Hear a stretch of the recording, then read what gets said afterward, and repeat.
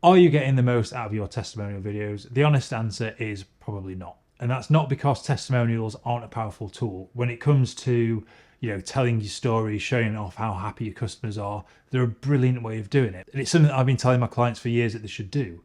In that time, I have done precisely none for myself, but that is a topic for another day. So why might you not be getting the most out of your testimonial videos? Well, to understand that, we need to look at sort of the traditional structure of one. And to do that, we'll look at the whiteboard. So let's say your video typically looks something like this. Your start of your video goes here, your end of your video goes here. What a lot of people do, and what the sort of standard is to front load this part of your video here, probably with your client talking about themselves. And that's fine. But one thing we need to remember, and the sooner we sort of, learn this, is people don't really care about you or your clients. They care about themselves, and they care about what you can do to help them. So having this first portion of the video here before we even get to this part, which here is going to be what you've done for them, they're probably not going to be bothered. And if we were to draw this on a retention graph, they might be like semi-interested, and then it'll drop off the cliff, and then it'll slowly start to go down. Okay, so most people have already dropped out before we've even got to what we can do for them, which is there. Okay, that's before you've even got your call to action at the end here, where most people aren't even going to see it.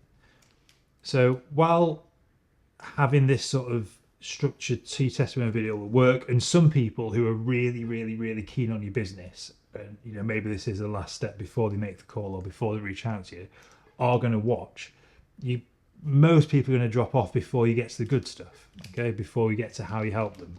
So how can we make it so people stick around a bit longer and want to know what you can do for them? So straight off the bat, we need to make sure that people identify with the people on the screen. And we typically do this by using a common problem. So we are going to have here, the first bit is going to be them introducing themselves. We can't get away from that. And then the second bit here is going to be what you did to solve their problem. Okay, so let's say I'm a pen salesman and my pens kept running out of ink. Now, it is a niche, I'll give you that. We could start with, I always have to take spare pens to meetings because halfway through you could never guarantee whether you're going to run out of ink or not. But I started work with Whiteboard Marker Pro XL, and they were lasting way longer, so I knew that they were nice and reliable. So straight away, we've sort of got a little bit about ourselves, and then we've got how you helped with the problem. Okay.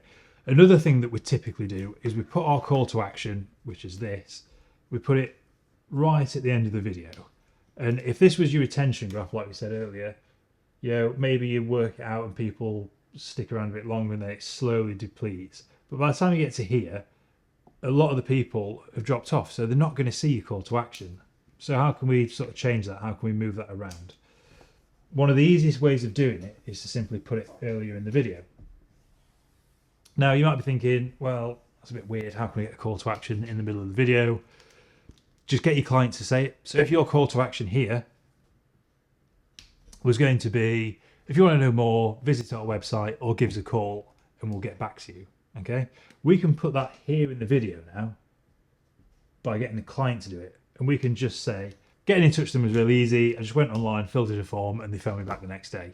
We've got the exact same amount of information, how to get in touch with you, but we've now got it, at the start of the video. So even if someone cuts off here, right, they've still seen a problem that they have, how you fixed it, how they can get in touch with them. So if someone finishes the video right there, you've got everything right at the start.